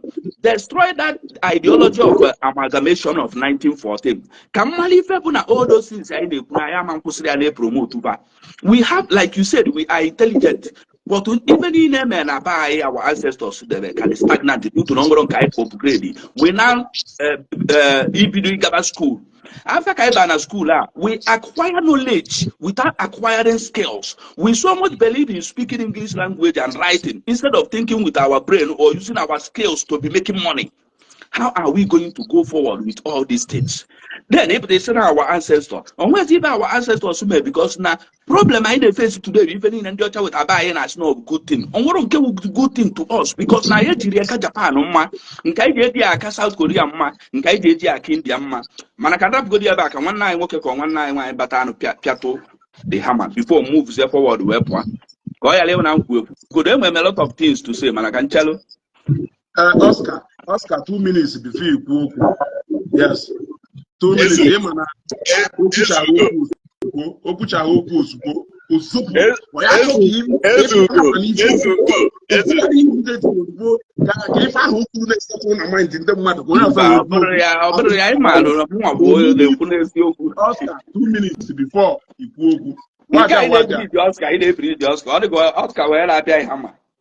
The only thing nobody else to 2 minutes before. Now, everything you are talking about still boils down. Don't forget that now. If a better right to about if the time of our ancestors, when other development in the other countries in the move advance in science and technology, then I thought whatever thing. I know that the world now is not about that. Even now, the other countries are moving now to borrow technology. They will go and borrow that technology and advance more on it. Even important services they will put out from that thing. Now, Punata factory buy, the Punata raw material, we make production buy. When I say now our people are hard. Duplex, yeah, do me maybe or won't touch at the level yet for what fine brains I will buy, engineers I will buy to that. Well, what that must be. Why you Oscar limited time. Look at an argument. Hear me if I can talk an argument. Now, assemble a lawyer.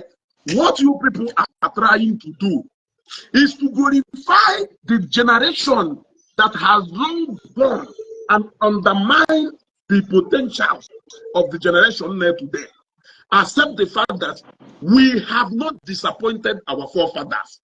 They are proud of us because we did 100 times more than they would have done, and they are proud of us. Even our parents cannot do today.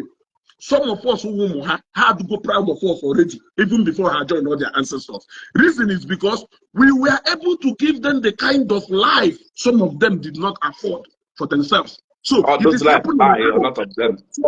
So now, what you people are saying is that if it's no more sustainable.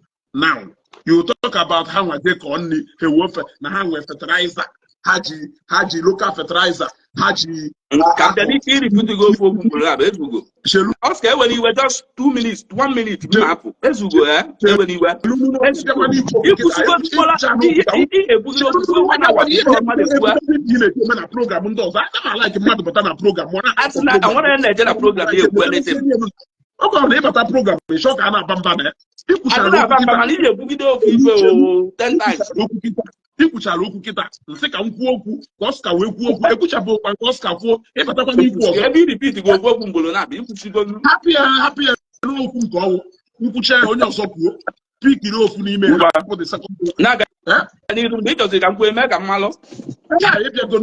Very easy. So now, That is exactly problem n'oge our ancestors IG manu ha wela akonni was the time a family of 3 or 4 na-eme ha je koji ha yeri na mbobo oge harvest ha burie buputa kita. Now that system of agriculture is no more sustainable. Now a system of agriculture do sustainable now is commercial or commercial agriculture. It needs more than what you can get from your compound to put in. It needs, to some extent, only the even government help. And that is why government did this intervention program, how we rice. How we make sure that our people not rice and not importing foreign rice. So if you cannot praise this generation for how far we have driving development in our land, then it means that you are still living in the Stone Age. Ezugo. Ezugo. Ezugo, how many times can I forget Ezugo? Ezugo, where are you? Where are you? I have to go 199. What speed agent and wire? What speed agent and wire? You need to do what speed? Ezugo, where are you? Oh, actually, one question. Oh, question, actually, Ezugo. Evan, no, Ezugo. Enwere some tag and some comment in the word they use that time. Much about Fuma. No, what I always try to clear Ezugo. Ezugo, Abu, only in I can be a reverend father today. In the house can happen history. Get to what can it do? So why get not going on a deep beginning of Goku. Oh, one for Gambo. I know. Habo, where we going suppose they were Genti, oh, actually, of whom ever was a post seminary, ordinary Newi South. You remember about all halus. Only in a reverend father can carry over, mana. Genti, Ezugo. I have forgotten 99. Only one question chọrọ ịjụ Ezugo. Enwe m argument with you. One question chọrọ ịjụ Ezugo. Ezugo, onye ọbụla ị nọ n'opposition with you, ị nwekwara ike one day onye anwa eme something good and you pụta si na ihe onye a mere not good. Onye gị nọ n'opposition. Of course I can do that. Okay. Now, and onye gị na-anọkwara na the same team. Enwekwara ike one day onye ahụ pụta mee nke na-adịghị ịpụta ikwu stand ya condemn si na onye a na mụ na gị na-abụkwu mana nke a na ọ dịghị mma. Of course I can do that. I can do that. Happy praise your Mathias Lolo Hospital. I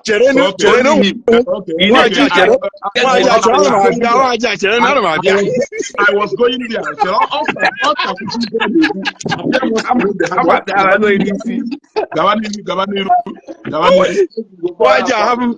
Why do I have a agent Friday hammer? I want Monday hammer. But I want money. You see, I got one more get that last one of the Buka. This boy, I'd rather to I don't get to good at that. Like I did boy up. Ezugo, he got my Taranya. I don't mind you won't pass anywhere. More way than where. It's all about Ezugo Tello, Ezugo,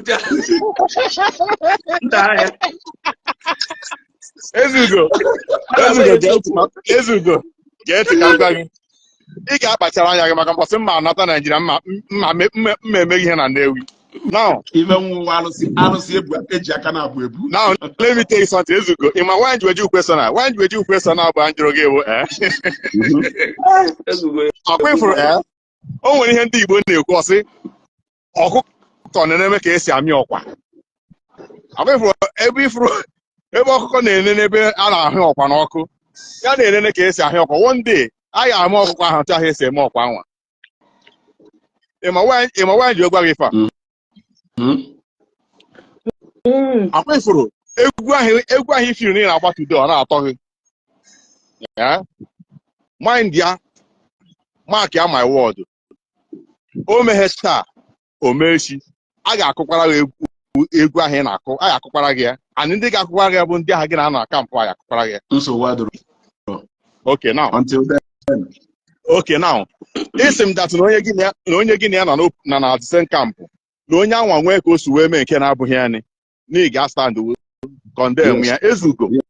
Onwenugo ụbọchị ịpụtara sị na onye a gị na ya na-abụ na anọ na o nwere nke o mere ọ na-emete ihe since ịpụtara na social media. Ka ọ nwere nke ha anaghị emete ihe o nwere depending it was the drum depending on what. All right. Ngwa gee ntị onwe chọrọ ịjụ gị. Mathias si on what the hospital project Ezugo ọ ife ọjọọ ka ọ bụ n'ala Igbo ka ọ ife ọma. Ife ihe na-ajụ m ịchọ ka m saa ahịa ịdụchọ na ịchọ ka m saa ahịa. Sam because ihe njiwe eju gị ajụ abụ na oge m bata na Facebook this morning afọ nke ị na obu okwu hospital and Mathias. And again, amaghị m onwego mbọsị Mathias mere program. Okwu ya ta agbawu n'ebe a. Ejụrụ m ajụjụ ka nsa anụ gị ajụjụ ejụrụ m. Ngwanụ. Esere m hospital a Mathias lụlụ. Ọ ezigbo ife ka ọ wụrụ na ngo moto ngo nwa Oscar wee condemn moto ngoro na moto ahụ ezigbo ife. What makes you to think that n'ụbọchị ihe ego moto ahụ ebe ịgbagoro na ezigbo ife na m na-abịa sị congratulations when you have acquired the sentence na ajọ ife. Now even ji wee jụrụ ajụjụ awụ Mathias as a leader of Omenala bụ eziokwu apụlụ nyawu the first leader of a religious organization n'ụlọ hospital. If you have consistently condemned hospital projects in those, why do you want me to congratulate you in your own? I'm asking you. And what hospital Mathias na condemn Ezugo? Why do you have to go to Ezugo? Have to go to Ezugo. Man, Ezugo achọ ka ị na-egbu m ya nkenke achọ nka ịma na ị na-ekwu too much. So now from my own understanding, I don't think no ogo mbọsị Mathias pụtara. I didn't defend the Mathias yo. Muna Mathias believe ka ha na ofufe o. Get me right. Get me right. I am for humanity. That is where I am. As an interest we gwa gị na if church unu na-defend church unu na-aka na Nigeria. Gee ntị onwe chọrọ ịgwa gị. Mụ nwa na-aga church. Gee ntị. Ezugo gegodi ntị before nje n'iru. Mụ nwa na-aga church. Any day m nọ off. Nchi ịga church ana m agara onwe church. Do you understand me? Then, man, he stand for humanity. Mụ nwa dị belief. Mụ na Mathias enwe the same belief. And mụ has a fight for Mathias. Ife mma bụ okeke mee nke dị mma sị ya na ọ dị mma. O mee nke dị njọ sị ya na ọ dịrọ ihe o mere adịrọ. Kedu ife ọjọọ Mathias ime n'ala ịkọndem gol? Ka ọ nọ na onwe ife ọjọọ na-eme. Mba na-ekwu n'ọnụ apụgo from the point o nwere ajọ jụrụ ewere iwe na-esogoto ekwukwakwa from that place ezugbo anyị ebe Mathias si na hospital adịrọ mma. nwaji achere achọrọ m ịjụ Ezugo o nwere ajọ jụrụ m si na onye go moto mmadụ akọndem ya onye ajịkwa go moto ama chọkwa prezie na I want to ask you Ezugo onwego ụbọchị Mathias pụtara wee sị that na hospital health adịrọ mma na ọ dị against it against hospital na ala Igbo oge ebe kwurie. Now the area in Aga is not where I am so much interested.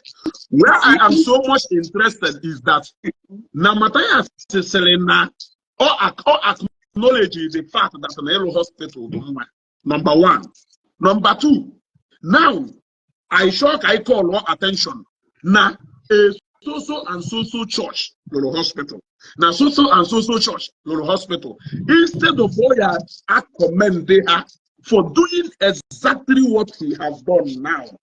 He went and started logolling. Now Lolo Hospital, it means that either way, he has never given them a thumb thumbs up na Halo Hospital. So why will I give him one? What even Ezeaku average joke on whatever Mathias Ezeaku that? Has it ever? Onweta no boss okwu nwere okwu na video we say okay na pastor apostle na ndo ka achọghị ịrụ hospital. Waja repeat the same statement here. Now within 4 years, ndị Omenala bụ ụzọ eziokwu ji wee pụta. They have been able to do what Nduka mebụrụ. Apostle ọ bụrụ ife nkwu atụpụtara masị na nka na ya bụrụ na m nke ihe ji tụbodo masị n'iru m asị nge na within 4 years ka eji wee rugo hospital na-aka ya alụ mụọ achọrọ na ndị ụka emebata na mmanụ ahụ bụ hospital nweta n'ụbọchị ịpụtara na Facebook nweta n'ụbọchị ịpụtara na Facebook praise Seraphic Hospital a na-ebuka obi mere ezigbo ife banyere Seraphic Hospital enwere ka ebe na-praise ilu Seraphic Hospital ebe Jesus na-agwọ ya ka ebe na-praise ya you can't be telling me that Jesus na-agwọ ya na-alụkwa hospital that is my own ọbụrụ maka Mathias ya ma gwa maka onwe ha mụ ịchọ ịnọ na ọmịa direct can defend it so ọ bụrụ na somebody na-apụta na pulpit na-agwa ndị Igbo na Jesus Christ na-agwọ ya ka ebe na-alụrụ hospital for why are you building hospital?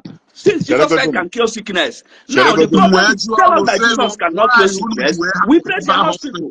Where there hospital you use foreign medicine with it. Mathias na-eme kidney problem. Ọ na-eme kidney. Ọ na-agwọ ya dị iche iche.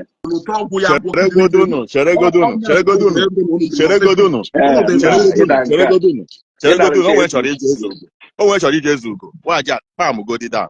Ezeaku cool down. Mara ahụ blood gị na-adị ọkụ too much. Edipit mere anya. Ọnụ ya na-ewochi, ọnụ ya gbagoro anya Ezeaku gee ntị na nwere ajụ chọrọ ịjụ.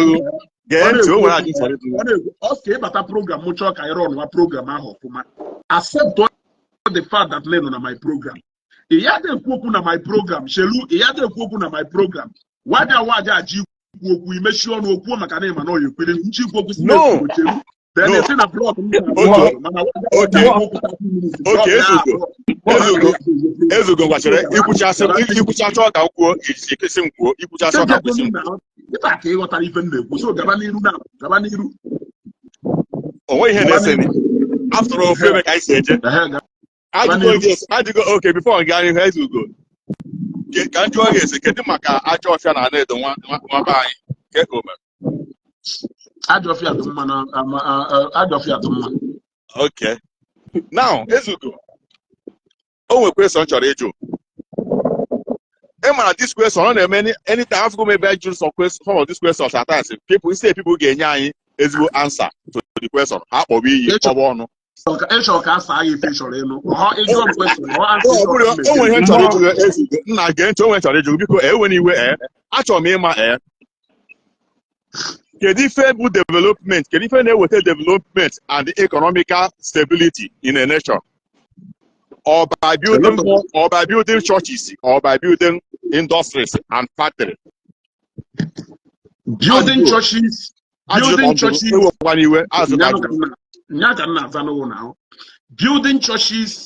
building factories, building even schools can bring development. Even real estate, where people can live together in a group of places, can bring they are all a means to drive development. Okay. Kedu ife mere ndị be anyị ji ahapụ Africa, hapụ Nigeria na-agbaje n'obe ndị ọcha ebe nwere more companies and factories more than Nigeria ebe nwere more churches. We asking you, eso ndụ n'obe ndị ọcha anọ na Nigeria n'obe ndị ọcha ngụmọ gbajebe ndị ọcha na-ajụ m ajụjụ ife iji wee gbajebe ndị ọcha. Ka m kọwara m. Now, anyị na-arapụ be anyị ndị Africans na Nigeria na-arapụ Nigeria.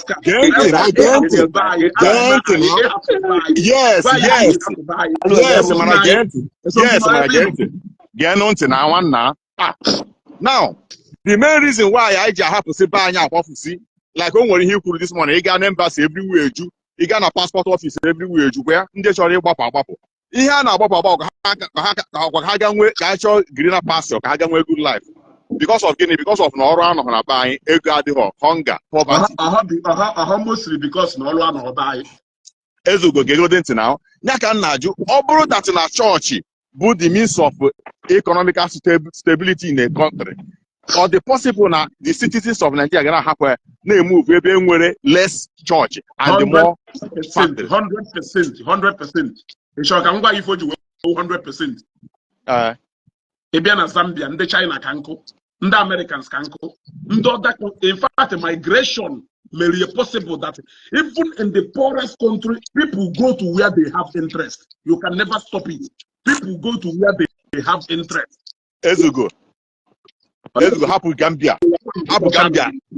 Asọghị Gambia, Nigeria ka m na-ekwu Ndị ọcha nọ Nigeria ka nna jụ. Ya ka nna ajụ gị gị Ezugo okay gee ntị okay fine ka hapụ ime too much argument aka Ezugo nke agbagogo m. No, ọ bụghị ọgbagogo m ịsago agwa gị na-achọ ka anyị na-egbu eke ka onye ọbụla n'ebe a na-aghọta ebe anyị na-aga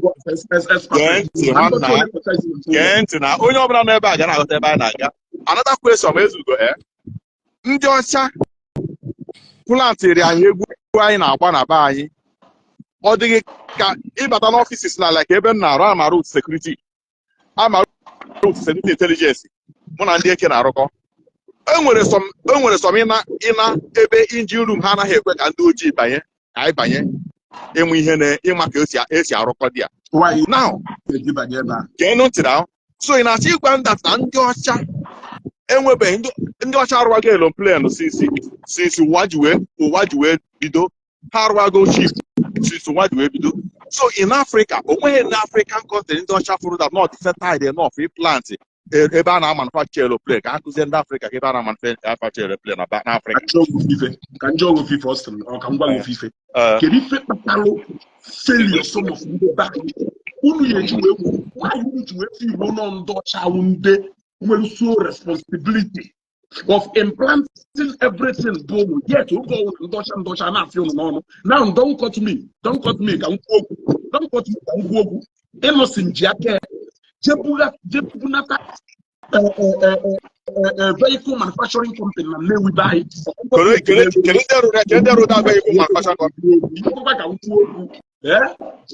obodo ole ka enwere ndị ọcha ụlọ na-akpọdo obodo ole ebe ndị ọcha na-alụ plane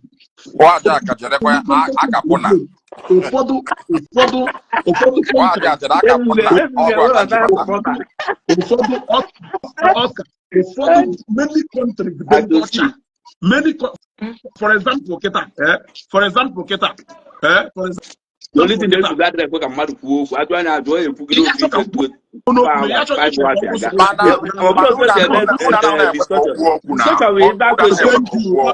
onye abata thank you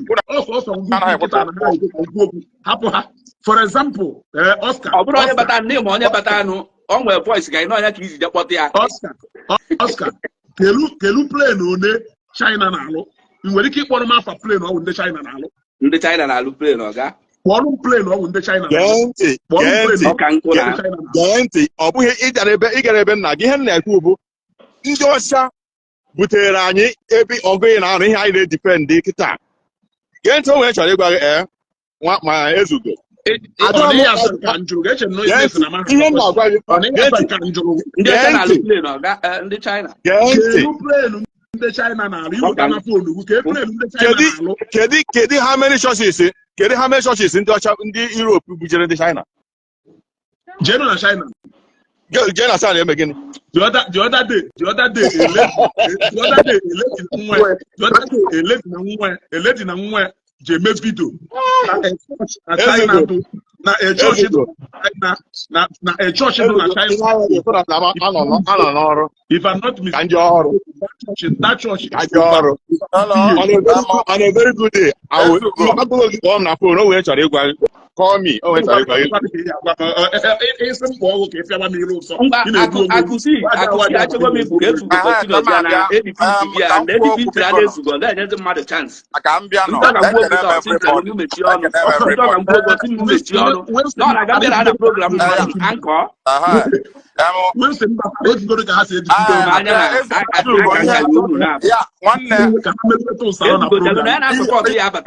ihe ndebata bụ ka first of all Ezugo ka nsị gị na ọ dị mkpa ka ịbụ ma ọ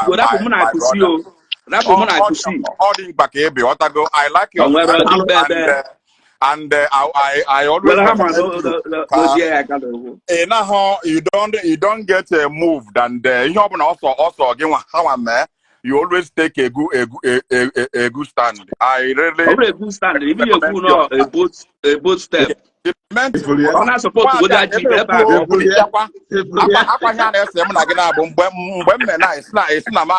Okay, ka mmechi ọrụ gị na ka ọ ghara ịhụ mgbe ị kwụsịrị mkpuwe gị na-efu ka nda ogbi ndaga n'iru ihe dị ebe ahụ bụ na ka mbido somewhere Ezugo here there are many Christians, and I'm one of them anyway, and who firmly believe and who firmly feel that it is completely useless and futile for us Christians to continue discussing or talking anything